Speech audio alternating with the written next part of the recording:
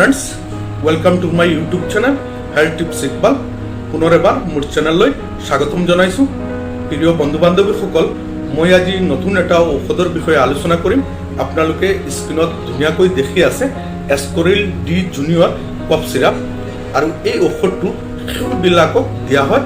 Ascoril-D Junior কফ syrup কি অসুবিধা হলে শিশুক খুৱাব পাৰিব, তাৰ ডোজ কেনেকুৱা, সাইড ইফেক্ট কি আছে, গোটেইখিনি মই বিতংভাৱে আলোচনা কৰিম। বন্ধু বান্ধৱীসকল, মই সদায় সৎ আৰু ৰিয়েল কথাখিনি লৈ আহোঁ আৰু ভাল ভাল কোম্পানীৰ ৰিভিউ দিওঁ, আৰু যিকোনো ঔষধ খোৱাৰ আগতে তাৰ সাইড ইফেক্ট জনাটো অতি দৰকাৰী, অতি প্ৰয়োজন।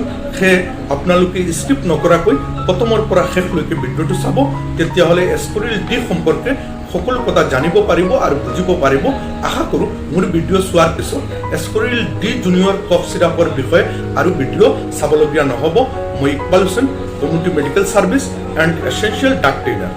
বন্ধু বান্ধবীসকল, Ascoril-D Juniorত তিনিটা কম্পোজিশন দিয়া হৈছে: ডেক্সট্ৰফেনামিন হাইড্ৰক্লৰাইড, ফেনাইলফেনামিন হাইড্ৰক্লৰাইড আৰু ক্লৰফেনামিন মেলেট।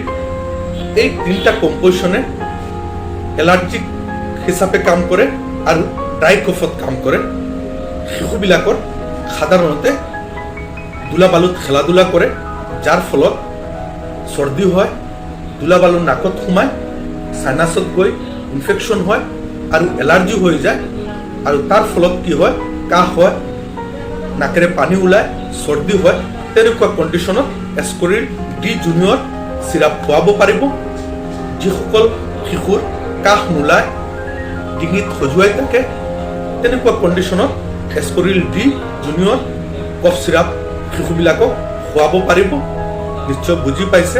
এক কথাত গ'লে, যদি শিশুবিলাকৰ চৰ্দি হয়, নাকেৰে পানী ওলায়, হাঁচি দিয়ে আৰু ডিঙিত খজুৱাই থাকে, কাহ থাকে আৰু কফটো নোলায়, তেনেকুৱা কণ্ডিশ্যনত এই Ascoril-D Junior সিৰাপ খুৱাব পাৰিব। নিশ্চয় বুজি পাইছে। Ascoril-D Junior খোৱাৰ পিছত কি সাইড ইফেক্ট হ'ব পাৰে। Ascoril-D Junior খোৱাৰ পিছত কেতিয়াবা অভাৰডোজ খালে শিশুবিলাকৰ টোপনি বেছি হ'ব পাৰে, শৰীৰটো দুৰ্বল হ'ব পাৰে, বা কেতিয়াবা বমি হ'ব পাৰে। বিশেষ কোনো পাৰ্শ্ব প্ৰতিক্ৰিয়া দেখা নাযায়।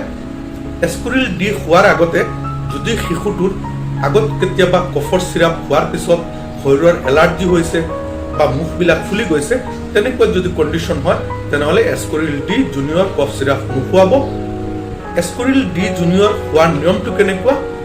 বন্ধু বান্ধৱীসকল, ইয়াত স্পষ্টকৈ লিখা আছে as directed by the physician, অৰ্থাৎ Ascoril-D Junior কফ সিৰাপ এজন চিকিৎসকে শিশুটোৰ বেমাৰ অনুযায়ী, বয়স অনুপাতে, ওজন অনুপাতে ড'জটো নিৰ্ধাৰণ কৰে। সেয়ে এই ঔষধটো নিজে নিজে নোখোৱাব। ইয়াত স্পষ্টকৈ লিখা আছে এজন চিকিৎসকৰ পৰামৰ্শক্ৰমে এই ঔষধটো খুৱাব পাৰিব। বিনা চিকিৎসকৰ পৰামৰ্শত ঔষধটো নিজে নিজে ফাৰ্মাচীৰ পৰা বা খুৱাব নোৱাৰিব। সাধাৰণতে Ascoril-D Junior কফ সিৰাপ 1 বছৰৰ পৰা 5 বছৰলৈকে শিশুবিলাকক দিয়া হয়। 1 বছৰৰ পৰা 3 বছৰলৈকে 2.5 ml বা 3 ml বা 4 ml বা 5 ml এনেকৈ 3বাৰ দিয়া হয়, আৰু 3 বছৰৰ ওপৰত হ'লে 5 ml কৈ 3বাৰ দিয়া হয়।